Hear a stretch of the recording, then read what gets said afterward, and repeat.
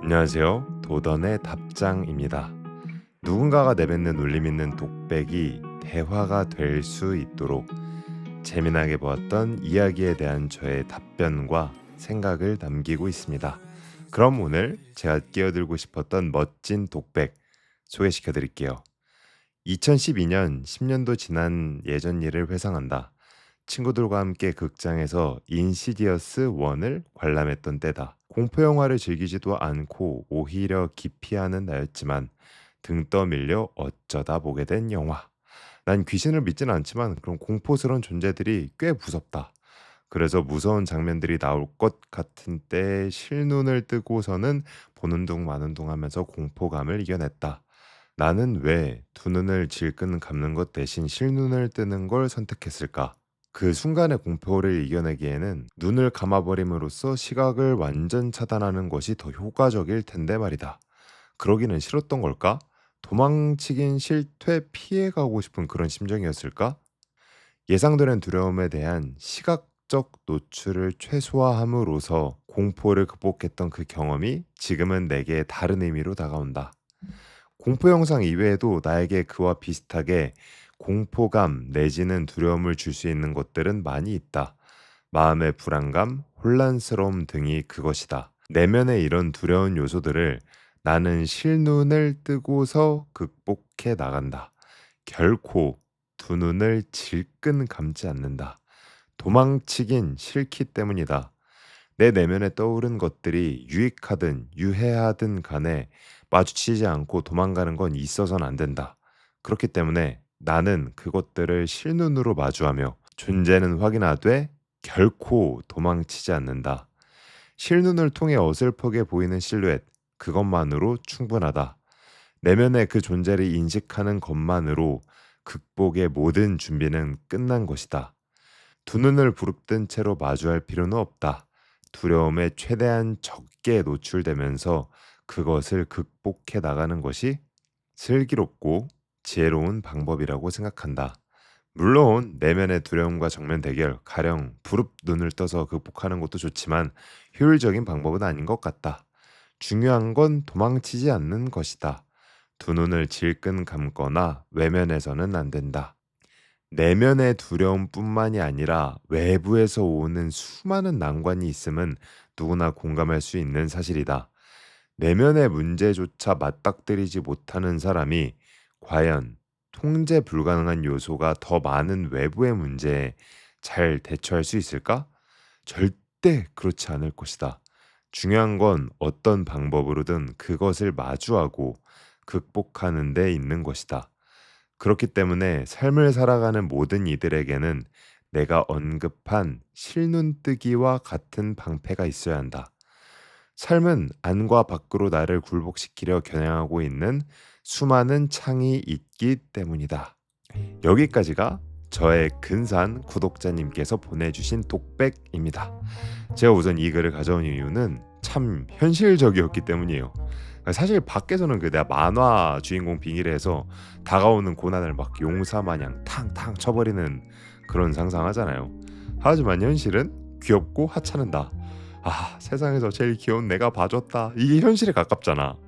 두려움이라는 걸 명확하게 바라보고, 아 그래 실눈 떴잖아. 우리 학창 시절에 선생님한테 그 손바닥 맞을 때 회초리 들고 내려치는 순간 그 움찔하면서 충격 완화하는 것처럼 그 두려움이라는 단어가 가진 힘이, 가진 그 되게 큰 핵심이 앞으로 예정되는 고통을 그 피하고 싶은 마음이잖아요.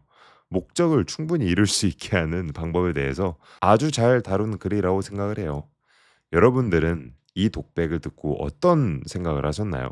전 세상 사는데 저기에서 말하는 그 실눈뜨기, 다른 말로 하면 방어 기제.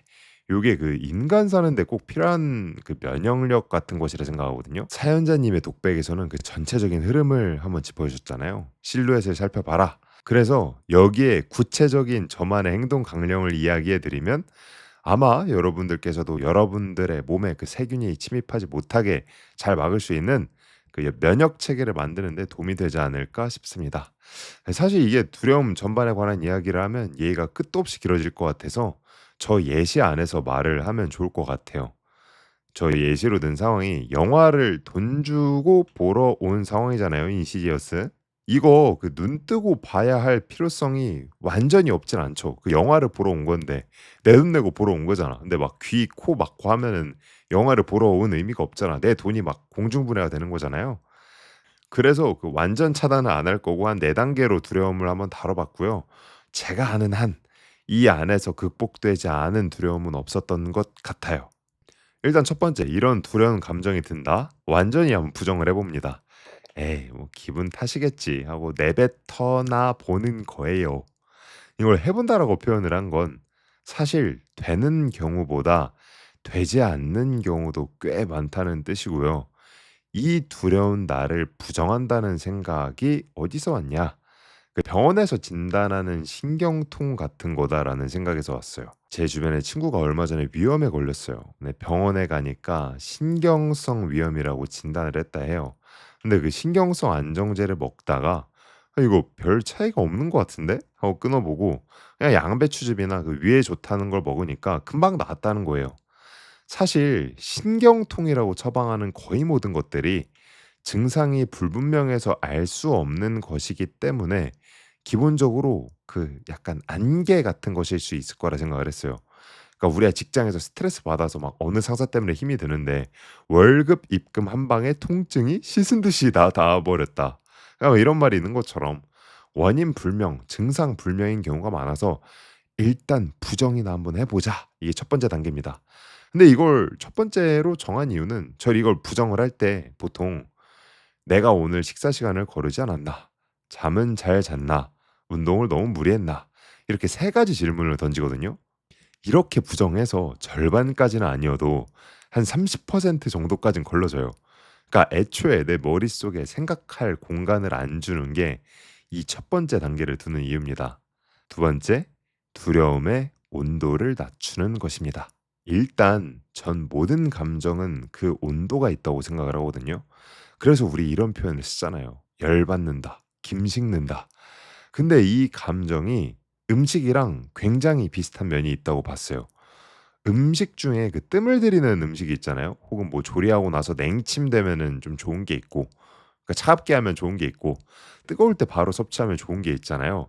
근데 두려움은 제 생각에는 조금 그 뜸을 들여야 하는 친구예요. 그러니까 시각적으로 이 두려움이라는 감정을 말하면 무언가를 가마솥에다가 넣고 끓이고 있다가 꺼내야 되는 상황이야. 근데 이제 엄청나게 큰 가마솥 앞에 뚜껑을 열어 버리니까 안에 있는 내용물은 안 보이고 막 팔팔 끓는 수증기만 보이는 거야.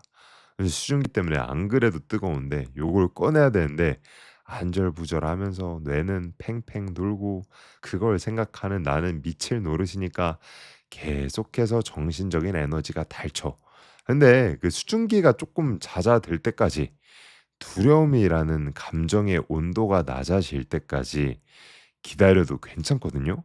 그러니까 두려움이 보통 이거 빨리 안 하면 여러분을 해치는 형태로 덮쳐오는 경우도 있지만 가만히 있어도 될 때가 있어요. 이때 이 끓는 물을 보고서 얼어붙어서 경직되는 거랑 '아 온도를 낮춰야겠군. 잠깐 기다려야겠어.' 하고 멈추는 건 확실히 달라요. 능동적으로 해결하는 거니까. 겁을 먹어서 정신적으로 점점 지치는 거랑 '아 좀 기다렸다 하자.' 이거랑 다른 거잖아요. 심지어 방법도 어렵지 않아. 식사 한번 할 때까지 이 두려움을 유보하는 거예요. 속 편하게 '다음 식사 지나서 다시 생각해 보자.' 이거예요. 만약에 두려움의 대상이 사람이다. 조금 뒤에 얘기할 수 있게 하는 거예요. 이게 진짜 별거 아닌 것 같아도 정말 효과가 큰 게 여러분들 판사를 AI로 대체해야 된다는 가장 큰 근거로 나오는 사례가 점심 먹기 이후로 판례가 달라진다는 말이 있어요. 그러니까 점심 먹기 전에는 당이 떨어지니까 박하게 죄질을 안 좋게 보는 쪽으로 생각을 하고 점심 먹고 나서는 배부르잖아. 좀 순한 버전으로 형을 때린다고 해요. 두려움의 온도를 낮추는 거. 전 이렇게 시간을 유보시켜서 두려움으로부터 거리를 한번 둬 봅니다. 그럼에도 불구하고 만약에 해결이 되지 않았다. 그럼 세 번째, 두려움을 소진시킵니다. 이성 친구를 만났다 헤어진 친구가 새로운 사람 소개시켜 준다 했을 때 만나지 않는 이유. 보통 "아 씨 나 감정 소모하기가 싫어." 이러잖아요. 맞아요. 감정은 소모가 됩니다. 그러므로 두려움도 소모가 가능합니다. 어떻게 하냐고요? 펜과 종이를 두고 타이머 3시간 맞춰둡니다. 안 적어도 상관없고요. 적어도 좋고요. 그림을 그려도 좋고요. 펜을 부러뜨려서 앞에 종이를 찢어버려도 좋습니다. 이걸 3시간 동안 하는 거예요. 대신 그 시간에 다른 거 하시면 안 됩니다. 여기에서 이 쓴다는 행위가 중요한다기보다 두려움을 집중적으로 소진시킨다. 소진시킨다라는 단어를 빼고 두려움에 집중한다. 이게 두려움을 소진시키는데 아주 중요해요. 그래서 이거 나 혼자 하지 않아도 괜찮아요. 친구 두고 그냥 앞에서 얘기를 해도 돼요. 근데 3시간이라는 타이머가 지나가는 순간 만약에 여러분들의 머릿속에서 3시간 동안 이 두려운 상황이나 머릿속에 닥친 걸 쉬지 않고 생각을 했다. 이 두려움이라는 무언가의 부피가 상당히 줄어든 걸 알 수 있어요.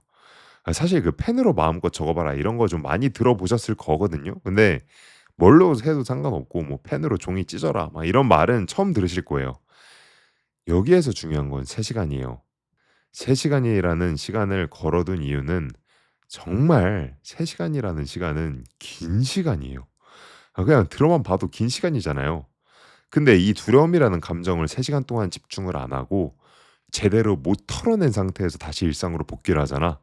그럼 여러분들의 모든 순간들에 두려움이 묻어나게 됩니다. 그 약간 독 데미지 들어간다 생각하면 쉽거든요. 아, 그런데 독 데미지라고 하면 딱 연상되는 신경 쓰이는 느낌. 이게 중요해. 있잖아요. 두려움이 날 괴롭히는 상황이잖아. 제일 중요한 게 그 괴롭히는 상황 이외에도 날 해치지 않게 하는 거. 이게 진짜 중요해요.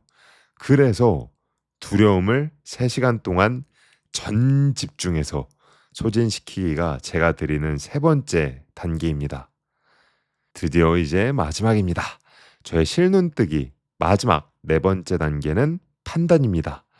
이 3번째 단계까지 하셨잖아요. 그럼 아마 여러분들은 여러분들께서 생각했던 두려움이라는 것의 실체를 마주했을 거예요. 에이, 뭐 기분 탓이겠지. 뭐 한번 부정도 해보고 밥 먹고 다시 생각이나 해볼까? 두려움이라는 감정과 거리도 한번 더 봐서 두려움이라는 감정의 온도를 줄여보기도 했고요. 이제 안 되겠다. 소진까지 시켜봤을 거예요. 이 3번의 과정 동안 여러분들은 지금 겪고 있는 상황에 대한 많은 자료들이 모였을 거예요. 부정하고 거리 두고 소진하고 그러면 허상이 많이 걷어집니다. 여러분들이 실눈을 떴다지만 이제는 판단을 할 수 있어요. 여기에서 제일 중요한 건 여러분들이 생각했던 이 두려움이라는 걸 회피하는 게 소위 말하는 도망이 이제는 아니게 되었다는 거예요.